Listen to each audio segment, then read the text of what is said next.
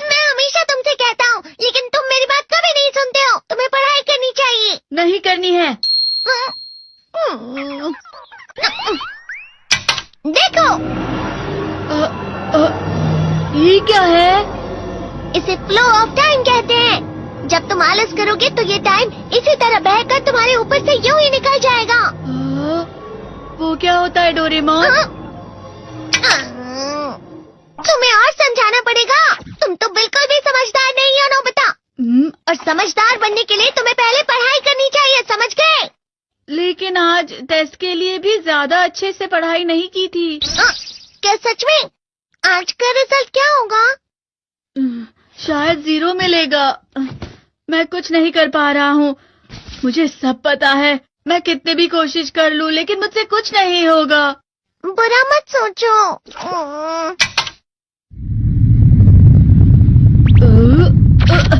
ये क्या है? इससे तुम्हें पता लगेगा कि तुम कितना नेगेटिव सोचते हो। और ये कौन सा गैजेट है? ये है embodiment mirror. Flow of time की तरह या नेगेटिव इंसान की तरह इस गैजेट में कुछ शब्दों के एक्सप्रेशंस भरे हुए हैं, जिसे तुम गैजेट की मदद से देख सकते हो। तुमने जो भी कहा मुझे कुछ समझ नहीं आया।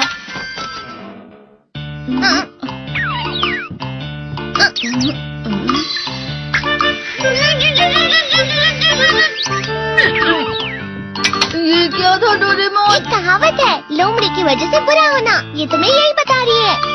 ये तो मजेदार है। मुझे और ट्राई करना है। ये खिलौना नहीं है नोबिता। मैंने निकाला था तुम्हें चीजें दिखाने के लिए। रुक जाओ। मैं इससे बहुत सी चीजें कर सकता हूँ। इसका स्विच ऑन कर देता हूँ। तुम फिर से खेलने जा रहे हो? हाँ, मैं जा रहा हूँ मॉम। तुम पढ़ाई नहीं कर रहे हो। मुझे बस इस साल के रिजल्ट का इंतजार है। दुख हुआ, मुझे बहुत दुख हुआ। मेरे कानों को बहुत ज्यादा दुख हुआ। इसका मतलब है कि उसके कान खराब होते हैं।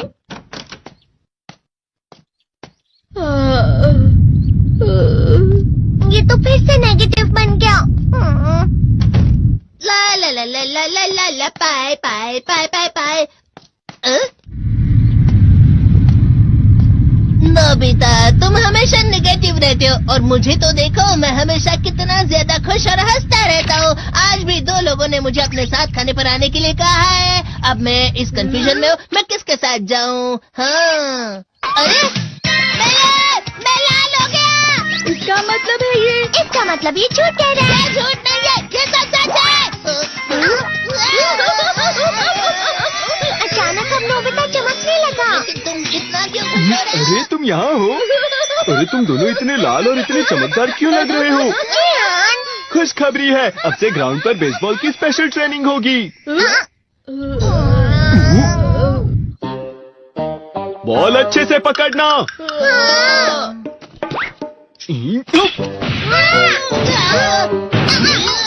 तुम सब क्या कर रहे हो? अच्छे से पकड़ो। ये वाकई सब बेकार है। मैं इतनी तेज बॉल नहीं पकड़ सकता हूँ। जियान, क्या हुआ सुनियो? मुझे तुम्हारे बगल में खड़े होकर तुम्हें शानदार स्विंग करते हुए देखना है। क्योंकि मैं अपनी प्रैक्टिस स्विंग की जगह तुमसे 100 गुना ज्यादा अच्छे से सीख सकता हूँ ना। ठीक है सुनियो, अब तुम कैचर हो। अरे वाह जियान। तैयार हो जाओ। अच्छे से पकड़ना, ठीक है? ये लो। क्या कर रहे हो? बॉल सही से पकड़ो। सही से पकड़ो ना, सही से पकड़ो। जियान, तुम वाकई किसी भी खिलाड़ी से कम नहीं हो। क्या सच में सुनियो? हाँ, मैं सच कह रहा हूँ। तुम बड़े बड़े मैच भी खेल सकते हो। मस्का लगाओ। चलो भी सुनियो, मुझे अब शर्म आ रही है। हाँ, वाकई बेसबॉल में किसी भी मैच में कभी भी कोई मुझसे जीत ही नहीं सकता है। जियान तो पिघल गया और बेवकूफ बन गया। हाँ, खिलाड़ी। सुनियो उसे क्या कह रहा होगा? वो जरूर उसे मस्का लगा रहा होगा। मस्का? तुम जैसे नासमझ से निपटना बहुत आसान होता है। जब तुम किसी से झूठ बोलते हो और वो खुश हो जाते हैं, तो उसे मस्का लगाना कहते हैं नोबिता। तुमने मुझसे झूठ कहा? अरे वाह जियान, तुम तो ना। यो मेरा दोस्त अब आगे जाकर बड़े बड़े मैच खेलने वाला है। ये देखकर मैं बहुत खुश हूँ। तुम इतना मस्का क्यों लगा रहे हो? अरे नहीं जियान, मैं तो सच में पूरे मन से तुम्हारी इतनी अच्छी अच्छी तारीफ कर रहा हूँ। हाँ। लेकिन तुम लाल हो रहे हो। तुम झूठ कह रहे हो। नियो, मेरा मजाक उड़ाने की तुम्हारी हिम्मत कैसे हुई? ये तो बहुत मजेदार गैजेट है। अरे हाँ, मैं अभी जाके ये गैजेट शिजुका को भी दिखाता हूँ। ये तो फिर से चमकने लगा।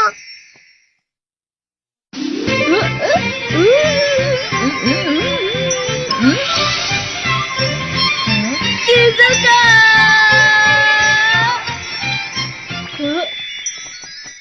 देखी सुखी, लगता नहीं कि आज के टेस्ट में मेरे 90 मार्क्स आ पाएंगे। देखी सोगी तुम्हारे तो पूरे मार्क्स आएंगे ना?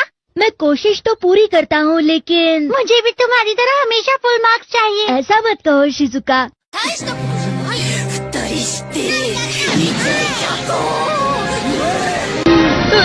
ये क्या हो रहा है डोरेमोन? ये बुरा लगने की आग है। मैं डर रहा हूँ, मैं डर रहा हूँ। बहुत गर्म है, बहुत गर्म है, बहुत गर्म है। बहुत ज्यादा गर्म है पानी। अरे नहीं, प्लीज मुझे माफ कर दो। नहीं, मैं तो बच गया। हाँ? डोरेमोन, कभी कभी मैं सोचता हूँ शिजुका देगीसुकी के साथ इतना क्यों रहती है। तुम बहुत जल्दी नेगेटिव हो जाते हो नोबिता। वो पढ़ाई में अच्छा है, स्पोर्ट्समैन भी है, समझदार है, वो बहुत अच्छा लड़का है। मैं उसके सामने कुछ नहीं। नोबिता! इसका मतलब क्या है डोरेमोन? इसका मतलब होता है कि दुख की गहराई में गिर जाना। अरे हाँ, ये मुझ पर भी लागू होता है ना। बस थोड़ा सा। चलो वापस घर चलते हैं।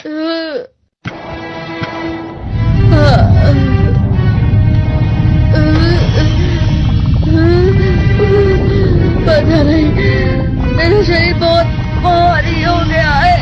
हमारा शरीर भारी नहीं होता, हमारा मन भारी हो जाता है। अरे हाँ, इसे कहते हैं मन का भारी होना। और जिस तरह से मैं चल रहा हूँ उसे कहते हैं कांटों भरा रास्ता।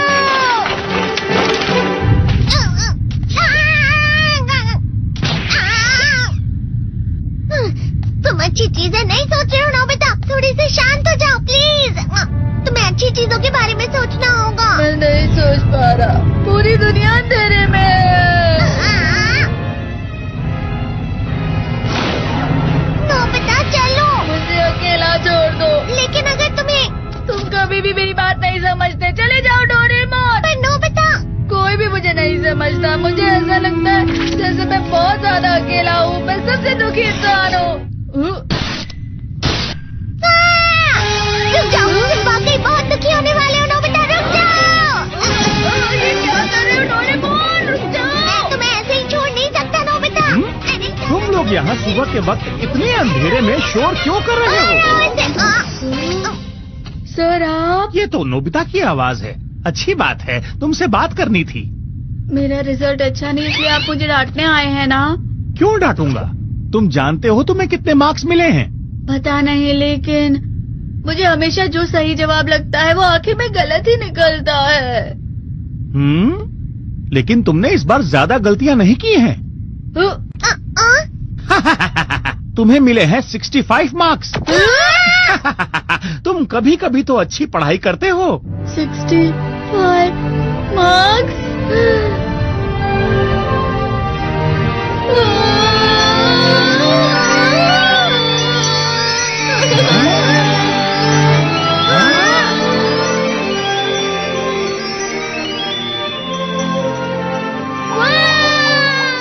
अब इससे क्या हो गया? ये सातवें आसमान में उड़ रहा है सर। ओह अच्छा।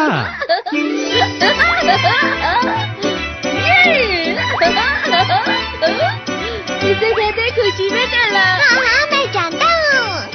हाँ, ये प्लम का फूल है। ये तो वो तो दिख रहा है। और यहाँ भी है।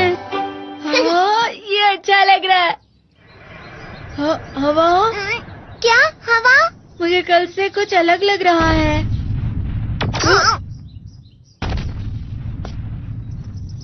शायद कोई तो पास आ रहा है।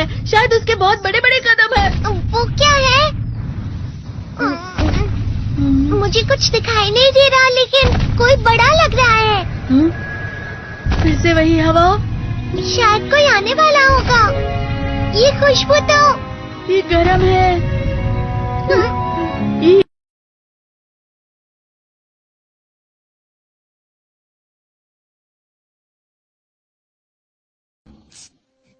Hello and welcome again.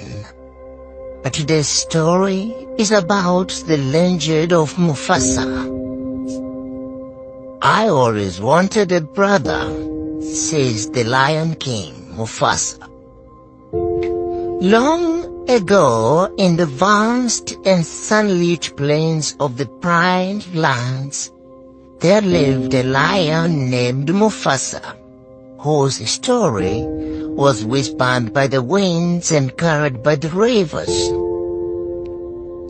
His rise to become the beloved king was far from ordinary.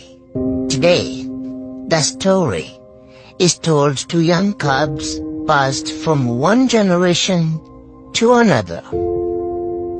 Under the shades of towering baobab tree, an old hare named Rafiki sat before a curious audience of cubs, with the little Kiara, the daughter of Mala and Dala, sitting closest to him.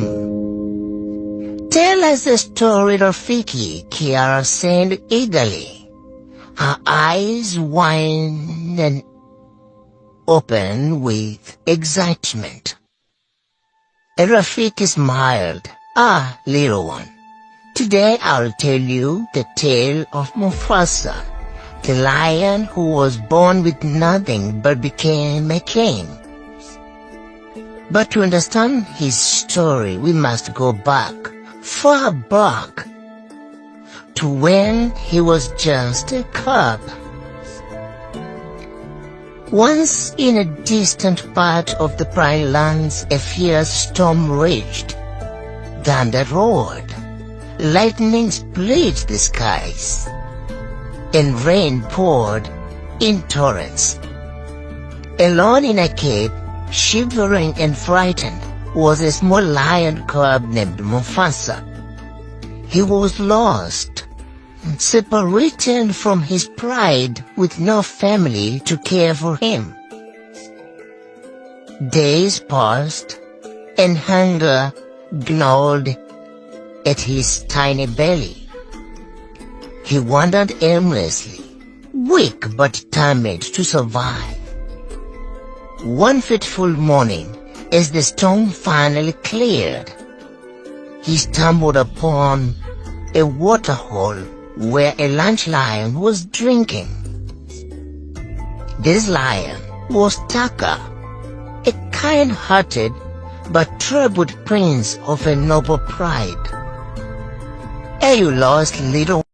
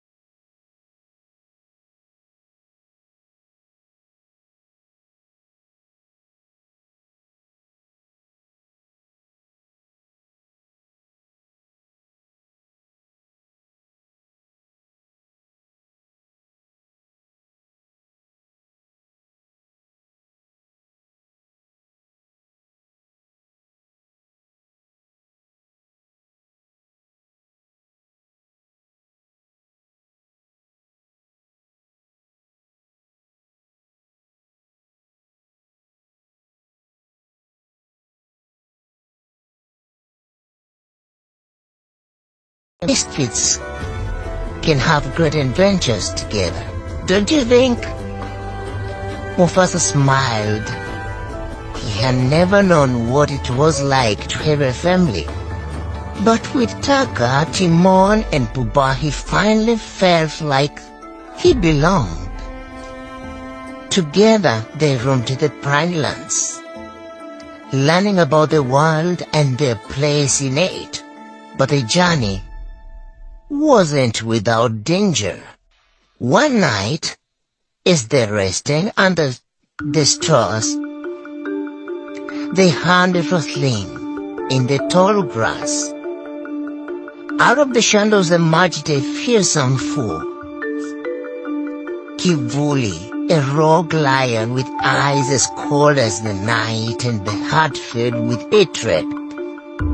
Kivuli had long sought to claim the Prime Lands for himself, and he saw Taka and Mufasa as threats to his ambitions.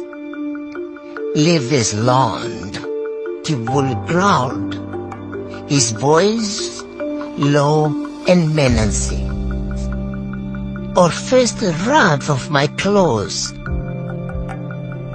Taka stepped forward, his men bristling with determination. "We will not run. These lands belong to all who live here." A tense standoff ensued. Timon and Pumbaa, though small, stood bravely beside their friends. Kivuli sneered but did not attack. Instead, he disappeared into the shadows, vowed to return. As they continued their journey, the group faced many challenges: hunger, treacherous terrain, and moments of doubt. There were times when tempers flared and their board was tested. One day Timon complained, "Where do we keep moving? Why not settle somewhere safe?"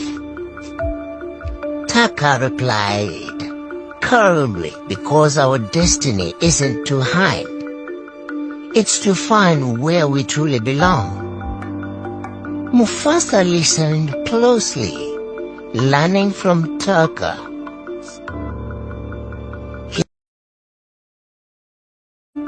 Rafiki finished the tale, just like I'm finishing it, his voice soft and thoughtful. And so, little care, that is how Mufasa became the king of the Prime Lands. Kiara's eyes sparkled with wonder. "He was so brave. Do you think I could be brave like him someday?" Bravery comes in many forms, little one. Someday you'll find your own path, just as Mufasa did. And the sun set in the Prime Lands. The cubs scampered off, their imaginations alive with dreams of courage and adventure.